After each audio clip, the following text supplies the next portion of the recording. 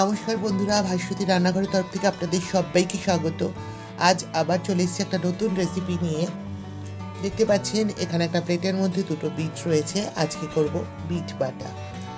আমার খুব ঠান্ডা লেগেছে, তাই গলার অবস্থা খুবই খারাপ, তাই আমি একটু কম কথা বলবো। এখানে আমি বিটগুলোকে আগে ভালো করে ছুলে নেব।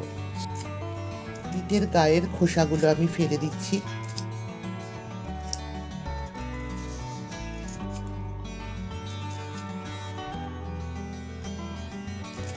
এইভাবে দুটো বিটের গায়ের খোসাই আমি সম্পূর্ণ ফেলে নেব। প্রথমে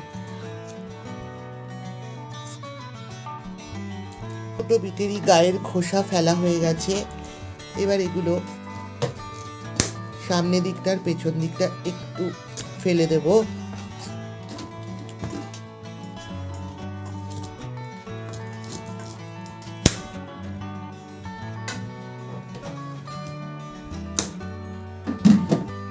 এবার এগুলোকে চাকচাক করে কেটে নেব।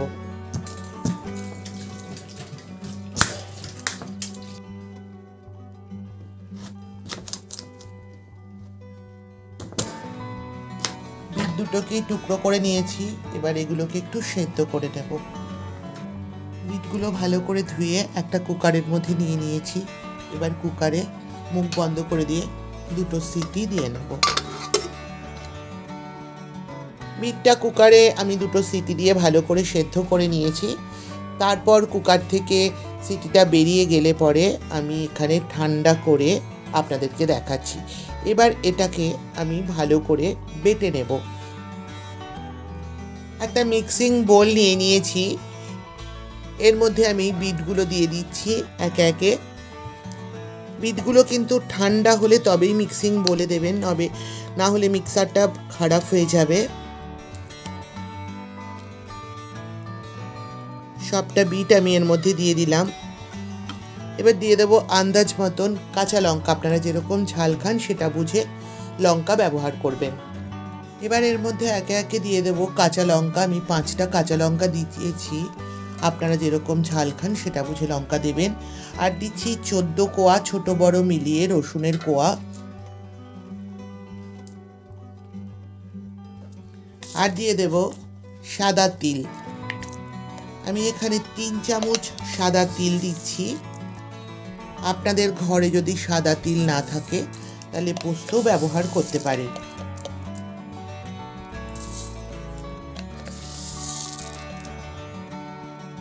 আমি 3 চামচ সাদা তিল দিলাম।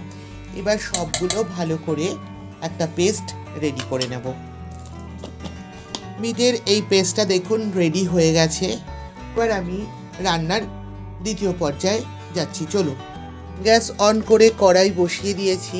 এবার কড়াইতে দিয়ে দেব সরষের তেল।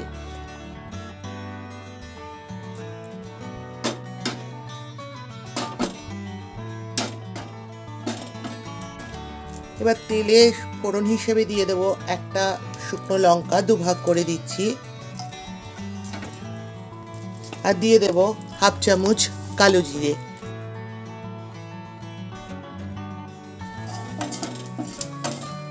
ফোড়নটা একটু হোক। ফোড়নটা হয়ে গেছে। এবার আমি এর মধ্যে দিয়ে দেব এই বিট বাটাটা।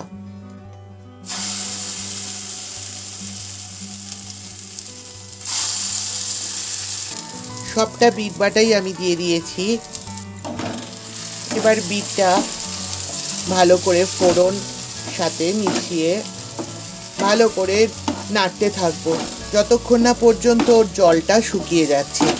কিন্তু তার মধ্যেই আমি এতে দিয়ে দেব আন্দাজ মতন লবণ।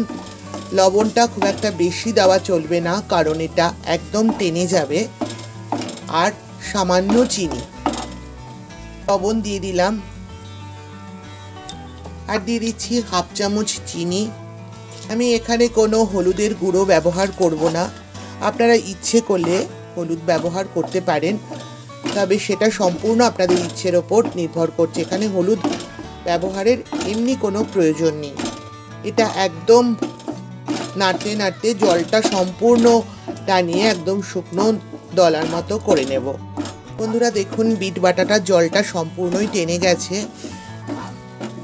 নাড়তে নাড়তে একদম শুকনো শুকনো হয়ে যাচ্ছে। এবার আমি এটা গ্যাসটা বন্ধ করে দিয়ে এটা গরম গরম পরিবেশন করব। রেডি হয়ে গেল শীতকালের একটি অতি সুস্বাদু রেসিপি, বিট বাটা।